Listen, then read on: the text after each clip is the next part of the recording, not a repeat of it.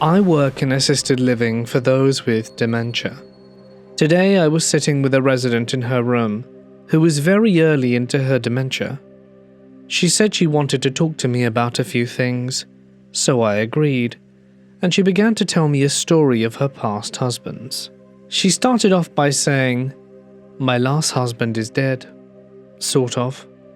I asked her what she meant, but she said she had to tell the long story. Very, very long story. She tells me of her past, with abuse or cheating husbands. She provided great detail, lots confirmed through internet searches and pictures. The story lasted over 40 minutes. She finally starts to talk about her last husband. She said he had cancer, and in a time of depression, shot his face off but survived. Months later, it took his life. She said that they buried him, had him declared dead and all of that. But hours after the funeral, she was woken up by knocks on the house. She says it was her husband covered in dirt. She rushed him inside, freaking out. She said he just went to the basement where he had previously shot himself. She began telling her family members, but they didn't believe her. So she started bringing him food and water. This went on for months until her daughter said, "That's enough. You're going into an assisted living facility." However, once the daughter moved into her mother's house, she saw her dad, and out of fear she locked the basement up and told her mum that she was right, and they should never discuss it. The residents then began tearing up, thinking about how her husband was likely gone, locked alone in the basement. This freaked me the hell out, but also she has early dementia, so maybe it's not true. I asked her clarifying questions. Do you think he's alive? Does anyone else know? Why didn't you call the police? How would the cemetery not know? She answered all the questions by saying that he was in fact dead, but his very physical and visible ghost body is there. Before anyone questions this because of her dementia, she's not usually like this. She's very early into it and has never told lies or had delusions. She started the story saying he was kind of dead, and then proceeded to tell me a 40-minute detailed version with evidence and a story of timelines. I have a master's in psychology, and perhaps there is, but I've never heard a story like this, so detailed and real, in order to say it's definitely mental illness. I've told this story in a much shorter and condensed way, but the emotions, evidence, her story felt incredibly real. It also felt so evil. I'm an atheist. I had such an incredible body reaction to this story that I said a prayer. It felt haunting. Many people will try to downplay this or explain it away, but I'm an atheist, and really not a believer in the supernatural. But for some reason this has me completely shaken up. I've seen it all in the past 6 years working here. I know this resident, and I know this story was real. My family and I lived in a ranch home with a basement from when I was 5 to 10. My great-grandfather died when I was about 5 or 6, and we inherited some of his furniture. A recliner and an old brass daybed. Both we put in our basement. We would often smell his cologne and cigars, but we could have just said it was because we had his furniture. One day when I was about 9, my cousin was over for a sleepover. We had just both taken a shower and were heading down to the basement to raid my sister's closet. We started walking down the stairs and noticed it's wet. That's odd. So we back up and look from a different angle, and there are wet footprints in the shape of men's dress shoes leading down the stairs, going into a circle at the bottom of the stairs, then trailing off into the basement. We went to grab my dad to investigate. I remember waiting at the top of the stairs with my cousin while my dad ventured down the stairs. He followed the footsteps which led to the storage closet where a hot water heater was. He opened the door, and our pipes had burst, and water was starting to flood the room and the basement. No one wears dress shoes in the house. My great-grandfather was snazzy and always dressed well in dress shoes. We all accept, that it was my great-grandfather warning us of our pipes bursting and flooding our basement. Fast forward 15 years, we had moved to a different house. My parents were in the neighborhood of our old house when this occurred. They drove by the house to check it out and saw the new owners outside. My parents went and said hello and introduced themselves as the previous owners. New owners started talking about spirits that their little daughter were talking to and how they were going to get a priest to bless the house. My parents told them it was probably my great-grandfather's ghost and that they should probably get a rabbi, not a priest, because he was Jewish. I've shared this story before, and it's always been an enigma within my family. This all took place in the early 80s, when I couldn't have been more than 7 or 8 at most, when my great-aunt and uncle moved to a home in a suburb of the outskirts of Atlanta. When they moved into the place, my great-uncle had to take photographs throughout the home as provenance for insurance purposes, and when they had them developed, there was one photo in particular that became infamous within our family, and because of that I'm still certain it exists somewhere within the ranks of my extended family, and if I ever find it I'll share it with all of you. The picture in question was of a bathroom door in the basement that had one of those full-length mirrors affixed to the exterior side, which were pretty common back then.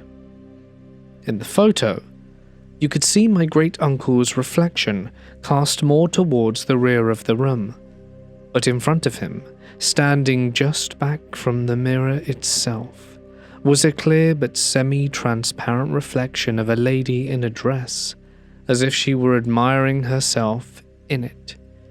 This was not an orb, or one of those blurry photos where you think you may see the vague outline of a face or body part. This was vivid enough to clearly see every detail, but still see my great-uncle's reflection through her as he was behind her. That's the best way I can describe it, but my words can hardly do it justice. But I have personally seen the photo myself several times, and it's etched quite clearly in my memory. In the photo, you could tell that she was quite pretty, almost strikingly so, but she definitely had a quite somber and forlorn look on her face.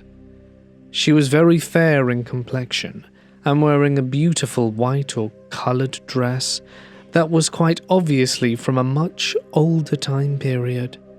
In her hand, she held a lit candlestick on a holder, one of those very old sorts that was basically like a saucer, with a finger hole, not unlike what you might see on a teacup, especially an older one.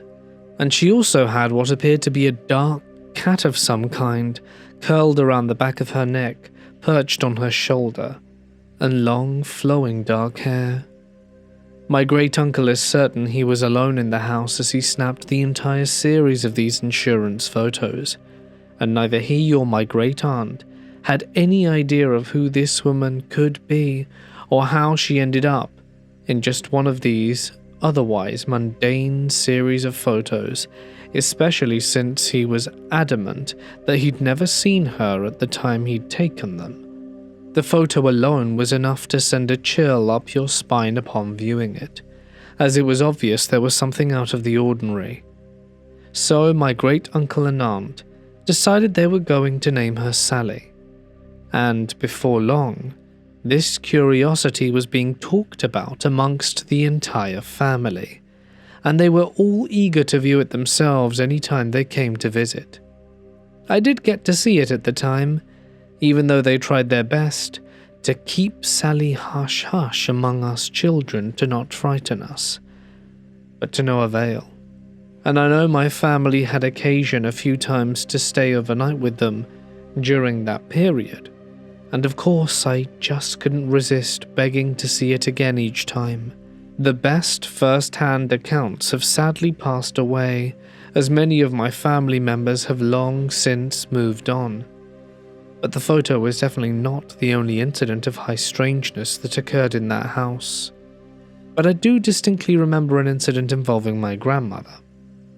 My great-uncle ended up having a stroke, and needed some substantial rehabilitation and care afterwards as a result, and my grandmother ended up moving in with them for a while to help out my great-aunt with her burdens.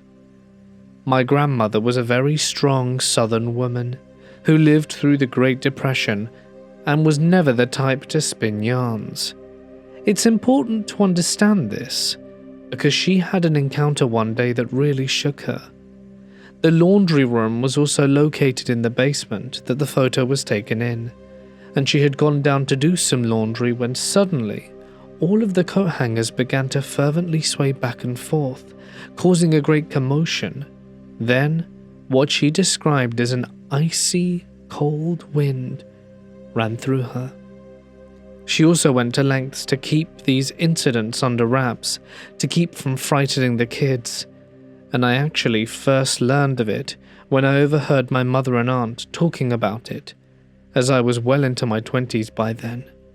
But when I asked my grandmother about it directly, I could see the absolute sincerity in her eyes and all over her face. There were many more testimonies about incidents in that house.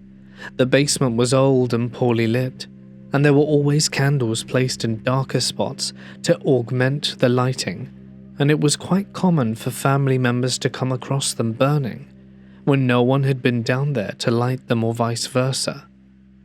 The basement also happened to be the makeshift spare bedroom for us kids. When we stayed overnight, my first cousin swore he saw her in the same mirror one night when he got up to go to the bathroom, and directly afterwards the candles behind him were snuffed out. I'll be honest, I was always too chicken to sleep down there. As soon as I stopped hearing the grown-ups' voices and sounds of them staring upstairs dissipated, I snuck upstairs and watched HBO on the couch until daybreak, as nervous as a long-tailed cat in a room full of rocking chairs. I think I caught a fleeting glimpse of Sally once, when I had to bite the bullet and make a mad dash to the bathroom in the wee hours of the morning. Not in the door mirror, but the one inside the bathroom on the medicine cabinet. I swore I saw something quickly shuffling away behind me as I was charging towards the facilities, but I prefer to remember it as me gaslighting myself. The last time I asked about the whereabouts of the notorious photo, my aunt wasn't sure who had ended up with it, because most of our immediate family members have passed away now, but we're pretty sure it still abides somewhere amongst the family, as it's become something of an heirloom. If I'm successful in tracking it down, I'll be sure to share it with all of you. I was able to speak with my cousin this morning. He said that his overnight stay was not long after mine, some 40 years ago now. So he was about 10 or 11 at the time, and he basically, immediately upon arriving, said he heard they had a picture of a ghost, and they initially tried to tell him no because of how bad my stay there was, but he persisted until they eventually caved because he swore up and down that he was old enough to handle it.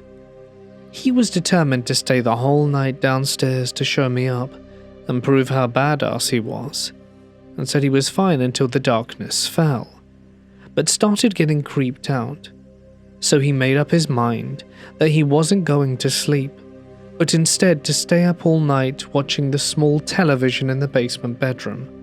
But evidently, that one wasn't hooked up to cable, so just received the 3 broadcast channels available back then. His plan was working well, and he toughed it out down there until 3 in the morning when, back then, all the networks broadcast the national anthem, and then signed off, abruptly leaving only a snowy screen like the infamous screen from Poltergeist, and a staticky white noise. So at that point he decided he was just going to turn the volume off, and basically use the TV for a nightlight, and try to get some sleep. I must admit I admire his prepubescent resolve at this point. He was determined to have bragging rights and survive the night down there. When he got up and cranked up the volume, and was getting settled back into the bed, he was attempting to pull the covers over his head, when he realized there was some resistance at the foot of the bed. And as he looked down to figure out what was causing it, he realized something unseen was sitting on the foot of the bed, preventing him from pulling them up. The TV cast enough light for him to even see the butt-cheek indentations. He bolted and hollered, but wasn't getting any response. He says he could still hear my granddad's thunderous snoring, so he decided to seek refuge in the bathroom, since it was the closest and had a lock on the door. Here's the part that kind of blew my mind. He didn't see Sally in the exterior mirror of the door. He made it inside home free. But as he looked in the mirror on the medicine cabinet, he saw her in the reflection clearly glide right behind him. This is the exact same mirror I'd sworn I caught a glimpse of her myself during my visit, but it wasn't something I'd told him about, because I had convinced myself that I had imagined it, and now, needless to say, I'm not so sure. The incidents with Sally were apparently commonplace enough that the residents had come to expect them, and this rang true when my grandparents moved in for several months to help care for my great-uncle after his stroke. My cousin relayed to me that the laundry room incident with our granny wasn't a one-off, that she had told him of several occasions when she went down there and the coat hangers on the racks would sway noisily back and forth, and on a couple of times she felt an icy cattail brush across her legs, so she presumed Sally's phantom cat was still hanging around too. While all of this was mortifying to an 8-year-old, Sally never did anything to harm anyone or malevolent. I think she just really wanted to be acknowledged. Anyhow, I have another sleuth on the team now to help me track the fate of the photo. My cousin is going to start reaching out to try and track it down. We're also trying to see if we can dig up a little of the history or backstory, maybe determine Sally's real identity. Sally is probably more on the boring side of hauntings, just a jump scare now and then, and a couple of parlor tricks. But I hope that you folks enjoyed learning about her. Who knows? Maybe one day you'll see her for yourself. I grew up in an older house, in a small town in Alberta. The house was originally built to house the school teachers back when the town was first developing. We lived only 3 doors down from the local school, and our place sat right next to an old brick building that used to be the town's cop shop. That building had a strange history of its own. It was originally a public pool, then later converted into a livable space. When I was a kid, the old jail cells were still down in the basement. I don't know if they're still there today, but back then it really frightened me. The whole area had a weird mix of histories layered over each other. We lived right beside a reservation, and the railway tracks ran just beyond our backyard. According to what I read and heard from locals, our town was originally supposed to be the capital of Alberta before a massive fire tore through it, and a lot of the main buildings, including a theatre, burnt to the ground. Given all that, I've always assumed the town had more than its share of ghosts, and according to my dad, our house was no exception. He used to tell me he'd occasionally see a little boy and his dog standing at the back door just looking out into the yard. That terrified me as a kid, because my bedroom was in the basement, and to get to it I had to pass right by that same back stairwell where the door was. Even during the day, I hated that corner. It always felt colder than the rest of the house. But the strangest thing that ever happened to me wasn't related to the boy at all. It was something much stranger. It was a regular afternoon. I was about 13 years old. I had just come home from school and gone downstairs to my bedroom, which was tucked away at the far end of the basement. My bed was against one wall, my dresser stood across from it, and the door to the hallway was on my right. If I looked out through the doorway, I could see straight down the hall towards the laundry room, where my mother usually did the laundry. That day, I heard her come downstairs. I could see her shadow pass my doorway as she walked towards the laundry room. Pushing open the door, I remember standing between my bed and dresser, just zoning out. Then, moments later, I saw something that made my entire body go numb. Someone stepped out from behind the wall across from the door. But it was me. It wasn't just someone who looked like me, but it was me. Same height, same build, but wearing all black, with a white face and a small black cap. The exact outfit I'd worn once before for Halloween when I dressed up like a porcelain clown. The version of me, the other me, looked directly at me through the doorway and we locked eyes. And then it smirked. Not a friendly smile, more like an evil grin. Then, without breaking eye contact for a moment, it turned and followed my mum into the laundry room. For a moment I couldn't breathe. I felt all the feelings drain out my body. My legs went completely limp, and I collapsed backwards onto my bed. It was like every ounce of my strength and control just shut off. I remember staring up at the ceiling frozen. My heart was pounding, but my body felt heavy and disconnected. After a few seconds, sensation started to return. I sat up slowly, feeling dizzy and disoriented, trying to make sense of what I had just seen. There was no sound from the laundry room, no talking and no movement. When I finally got the nerve to stand and look down the hallway, nothing was there. Just the hum of the dryer and the smell of laundry detergent. My mum came out a minute later, carrying a basket, and I wanted to ask her if she'd seen anything, but the words just wouldn't come. I still don't know what to make of that. I always assumed if I ever saw something strange at that house, it would be the boy and his dog my dad mentioned. But it was me, and that smirk is what frightened me the most. I never saw it again, but I still wonder what it was. A doppelganger? A projection? A trick of the mind? Or perhaps just the general strangeness of the house.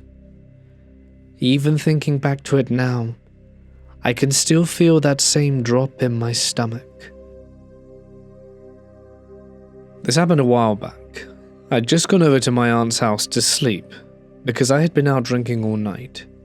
It was around 10 a.m. when I got there, and she had given me the green light to sleep in her basement. So I went to lay down on her futon-type couch.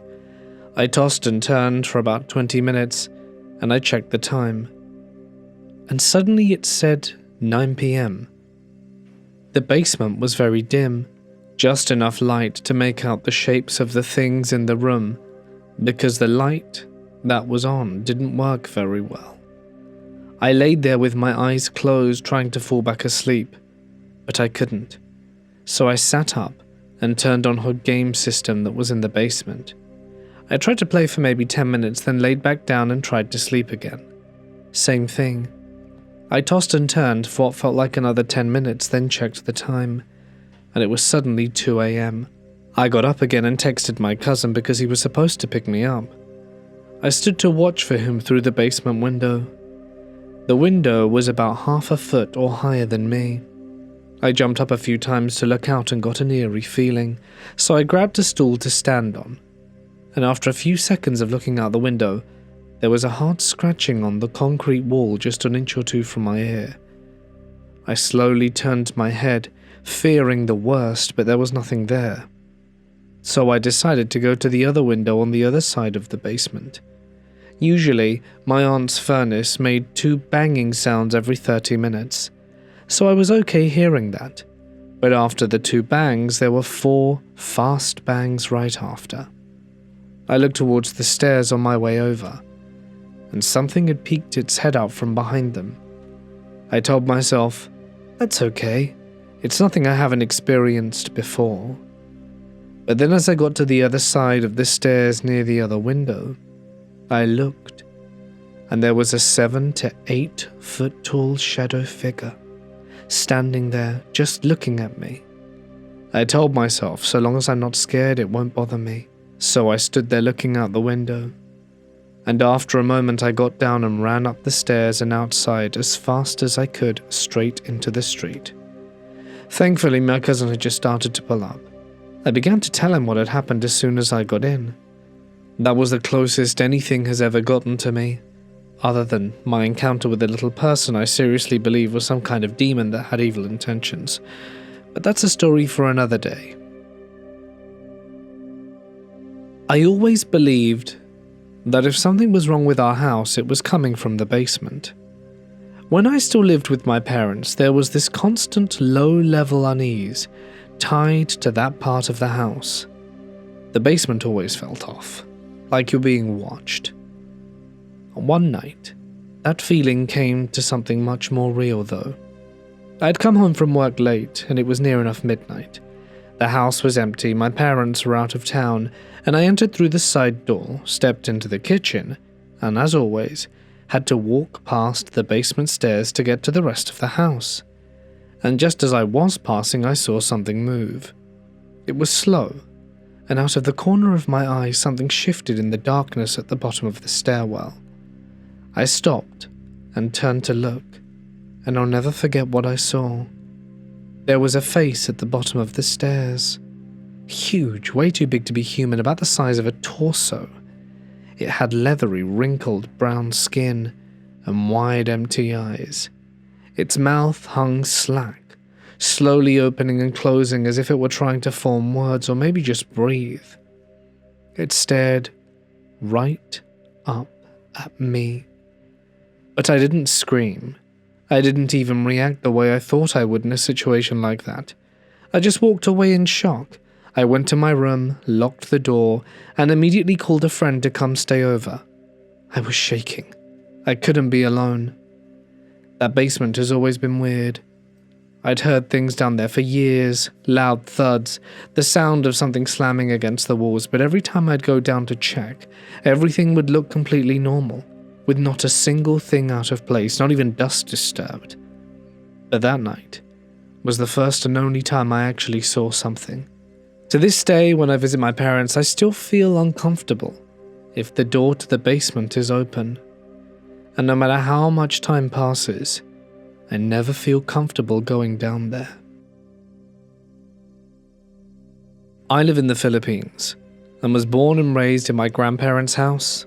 It's a big place with a lot of character and an even bigger unfinished basement.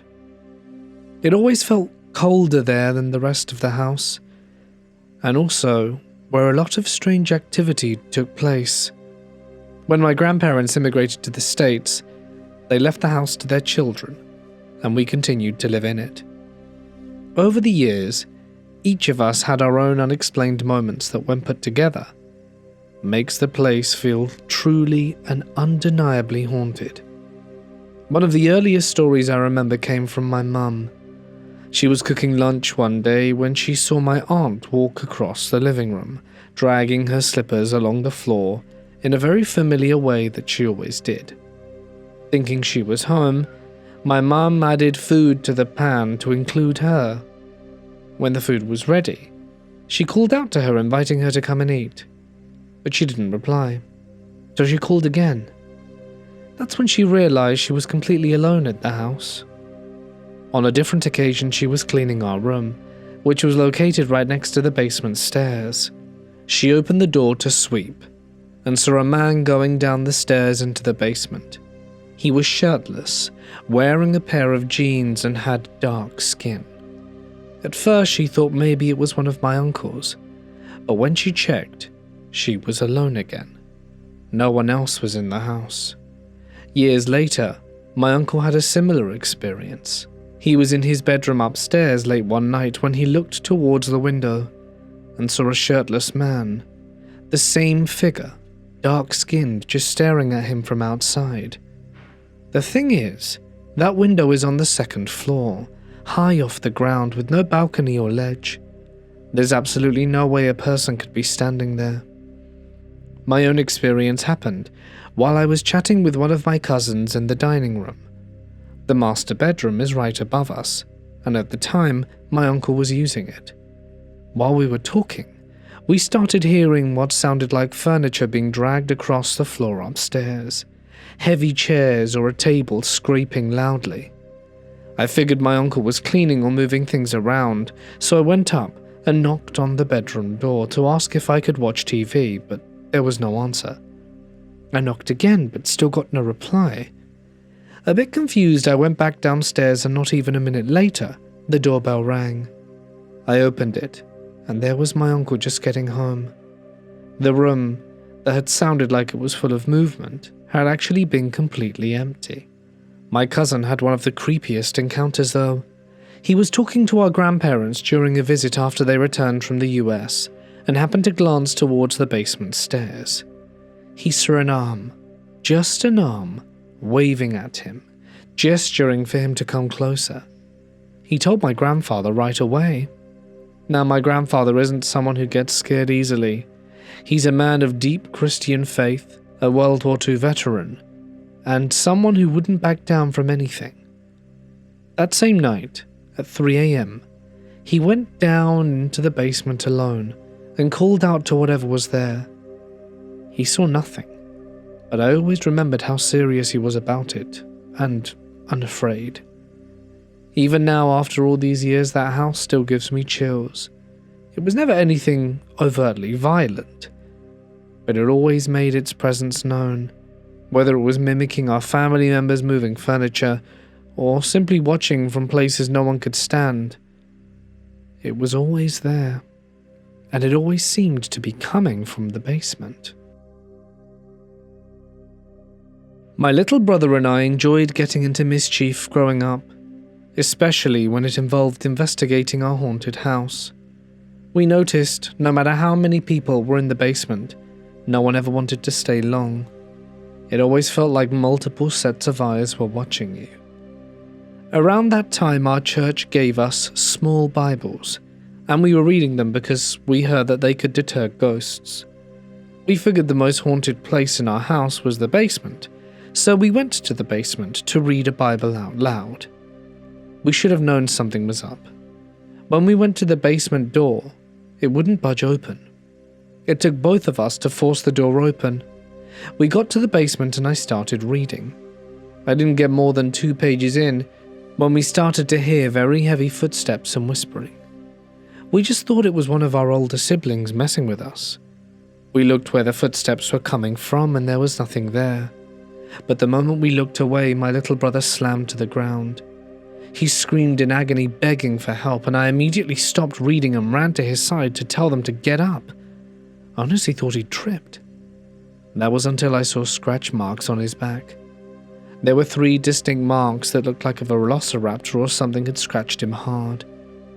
I immediately yelled, in all general directions, to leave us be. That was a mistake. Because at that moment we heard a blood-curdling scream, and we took off running up the stairs. The moment we made it upstairs, the door slammed shut so hard, it cracked the hinges. We learnt that day to never read Bibles in the basement. Whatever was down there didn't like it, and I can't stay down in the basement too long since that day. I'm 25 now. I never go there for more time than I have to.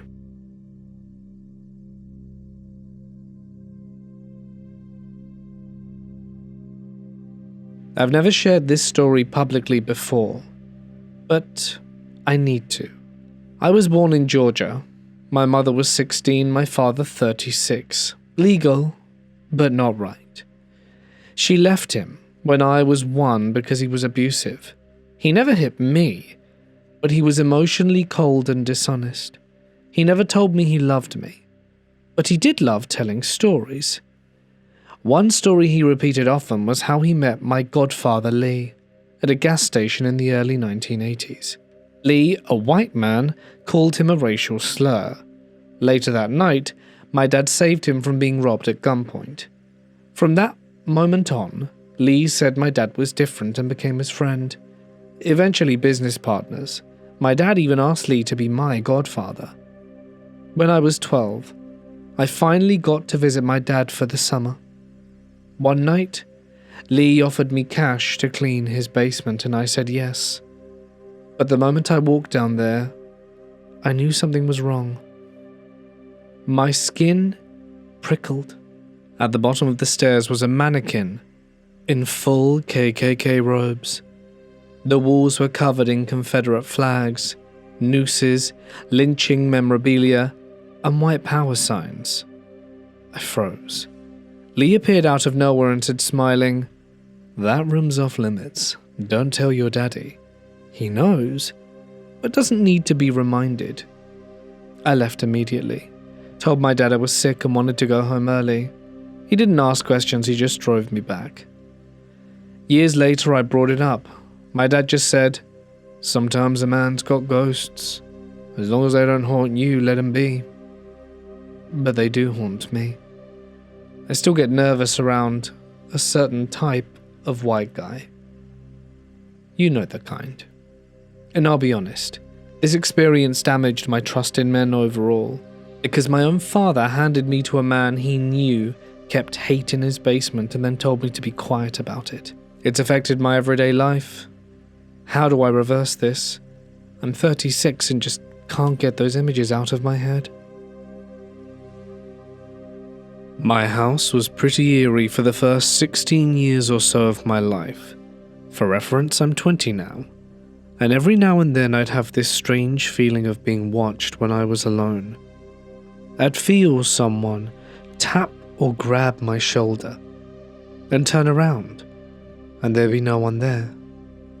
I'd hear my name get called by my mum when I was home alone, sometimes even feel a chill go through my body, and even had very bad sleep paralysis for the longest time, where I would be watched while I slept by a figure that was in the hallway. Even at some points while I was awake, there would seem to be a dark figure ducking behind a corner in the basement. Anyway, one night I was alone watching my dogs as my parents were at the hospital staying the night, as my dad had heart surgery and mum didn't want to leave him there all night alone. I think I'd just turned 17, and it was dark, maybe 10:30 to 11, and my dogs were acting a little more odd than usual. I went into the basement to play on my PlayStation, and usually on a normal day my dogs would follow me down there because they enjoy laying next to me. But that night, they laid at the top of the steps, which I thought was strange. I was playing COD and kept dying in this free-for-all match to this dude who was camping and talking crap on game chat, which was getting on my nerves. After the match, and still pretty irked, I looked over and saw the usual figure duck behind the corner. I didn't really acknowledge this in the way I usually would, which would be me getting paranoid and running upstairs for the rest of the night. But my anger at the game outweighed my fear in that moment.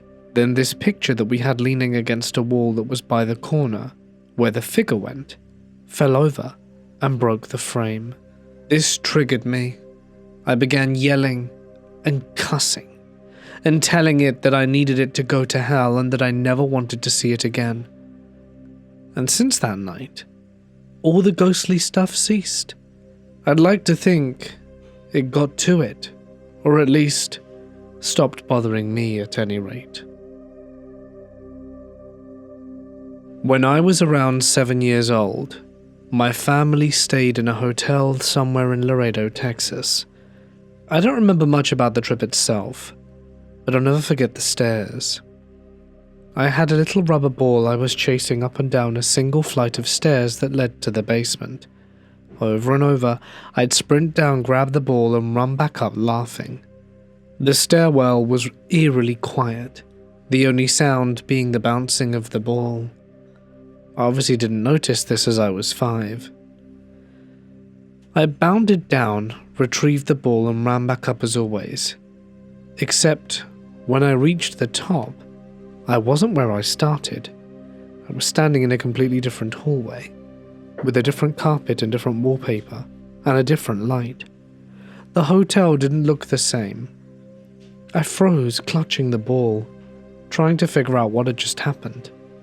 At 5 years old, I couldn't articulate impossible, but that's exactly what it was. My parents weren't there in the lobby. There was just a long, empty expanse of hallway, and nothing around. Something deep in my gut told me not to go back down those stairs. I didn't even want to look at them. I pressed the elevator button instead, and rode it back down, praying it would take me somewhere normal.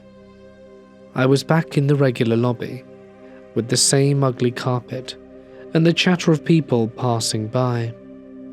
I never touched that stairwell again, and thought to myself those stairs were magic. My parents thought it was cute, but there was nothing cute about the way it felt when I left. Here's the part that unsettles me.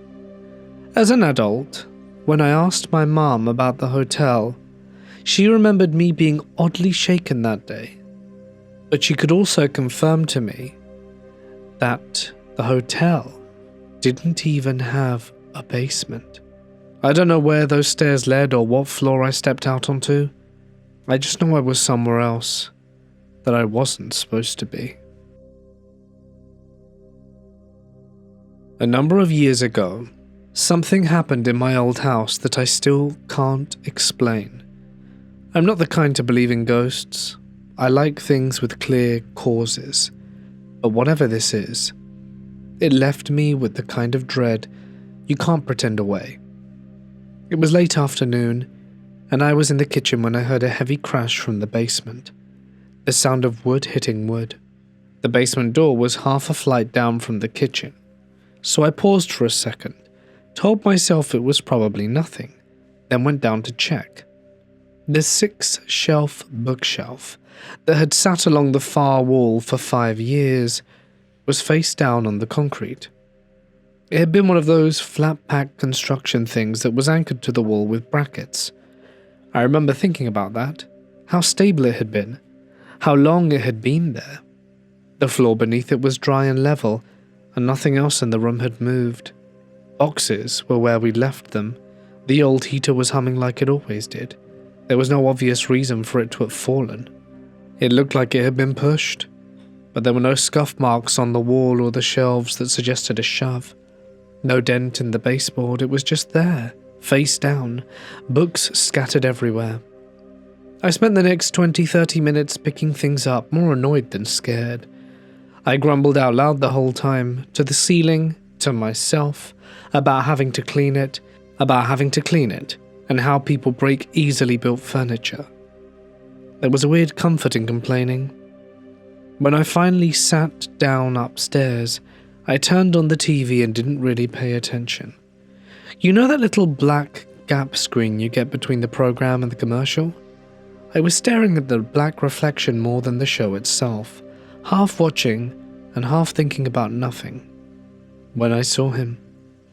At first I thought it was someone behind me, a trick of the light. I turned and there was nothing. Then I realized it wasn't in the room behind me at all. It was in the reflection. On the TV, a bald-headed man sitting next to me, in the reflection, but on the couch. Maybe late middle-aged, his face turned slightly towards me, and his shoulders were hunched like he was folding into himself. He wasn't moving, but he was unmistakably there, sitting with his hands folded in his lap. Every hair on my body went up.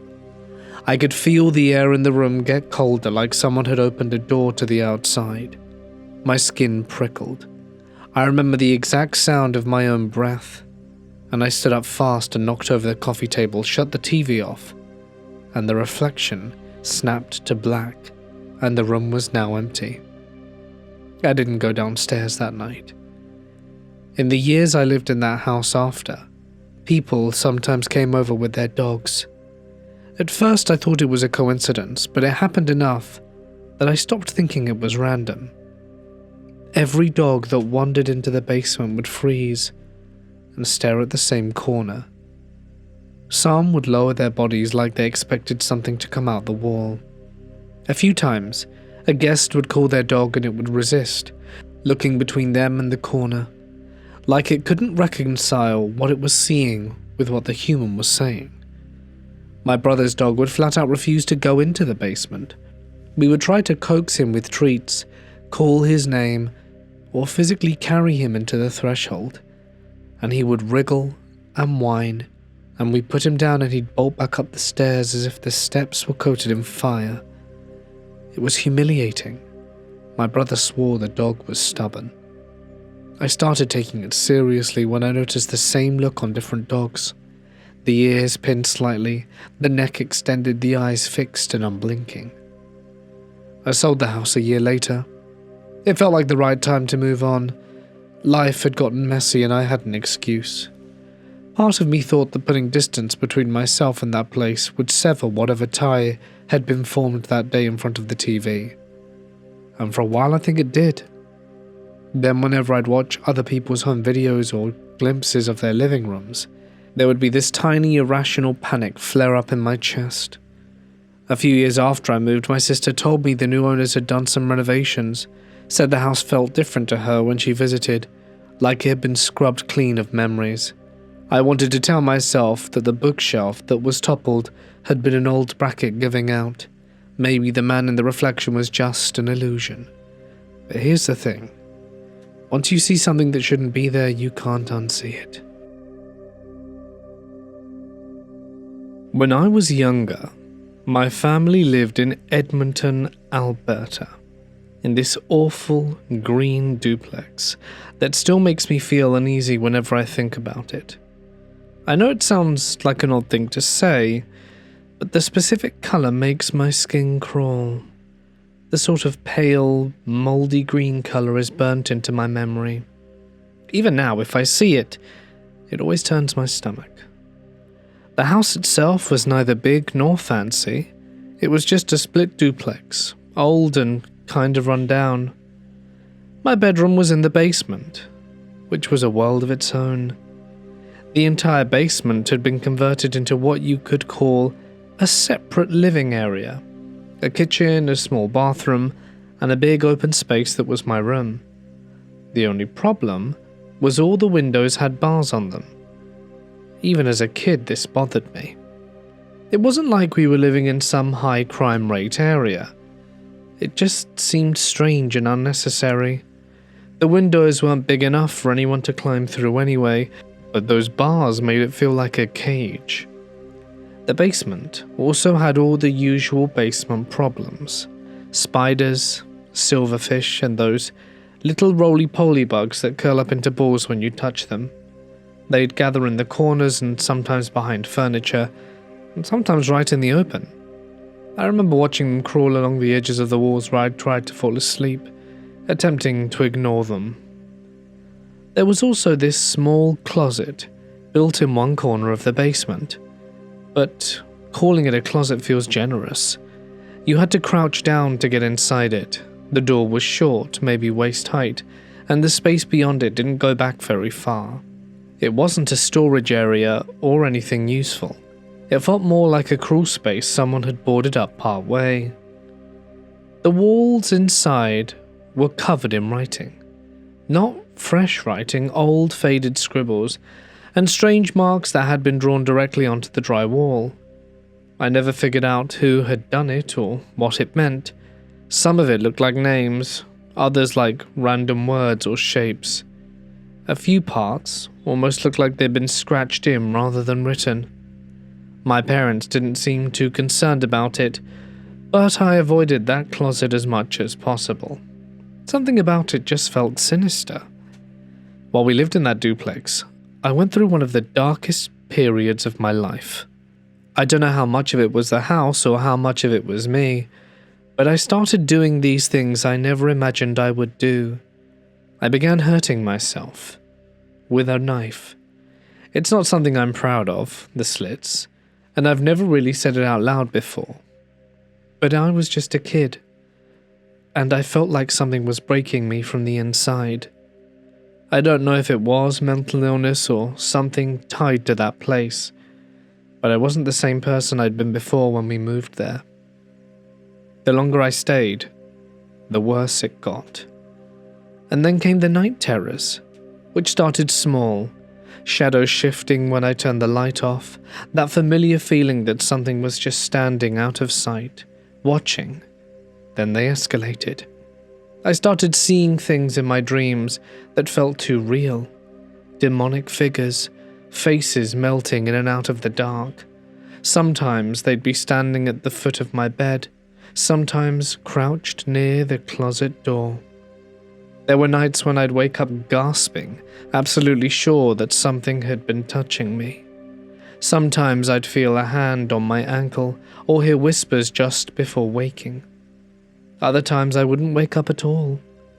Apparently my parents would hear me screaming in my sleep, but I don't remember any of it. They'd shake me awake, and I'd have no idea what had happened. They'd say I was thrashing, yelling, and crying out like I was being attacked. But in the morning all I'd remember were the flashes, red eyes, shadows pressing in from every corner, and the same green colour everywhere. Even after we moved out, the nightmares didn't stop. They changed shapes, but not in meaning.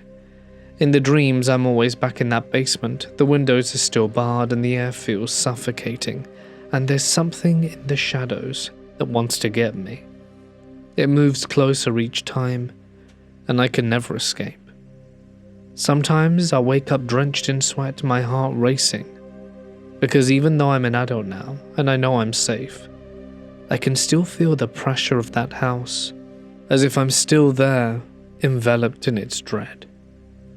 The strangest part is that I don't consider myself superstitious. I'm not someone who would jump to the conclusion of it being haunted or it being a demon. I've dealt with mental health stuff in the past, like anxiety, depression, and trauma, but this somehow feels different. There's no other house, no other time in my life that has stayed with me in the way that this place did. I've told myself maybe it was just my age, hormones, bad lighting, whatever you want to call it. But when I dream of that basement, everything comes back, and that's when I wake up. It's been years since we've lived there, but I've never been able to shake the feeling that something from there followed me, or attached itself to my memory. Hey guys, it's Mort here, and thank you so much for listening. I would just like to apologize for the fact there have been no videos the last 2 days. I'm pretty sure me and one of my daughters has the flu, so we're not feeling all that great right now at home, and I just couldn't work these last 2 days. And honestly, I'm not feeling so great today either, but you know, with Halloween and stuff, I really had this plan that I wanted to stick to, but it's just been a bit of a disaster. Anyway, I hope you liked the stories. Again, thank you to my members and patrons, and if you'd like to find out all the benefits for signing up, you know that's in the description.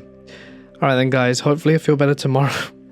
And I'm sorry if it didn't sound as good as usual. Stay awesome and I'll see you in the next one.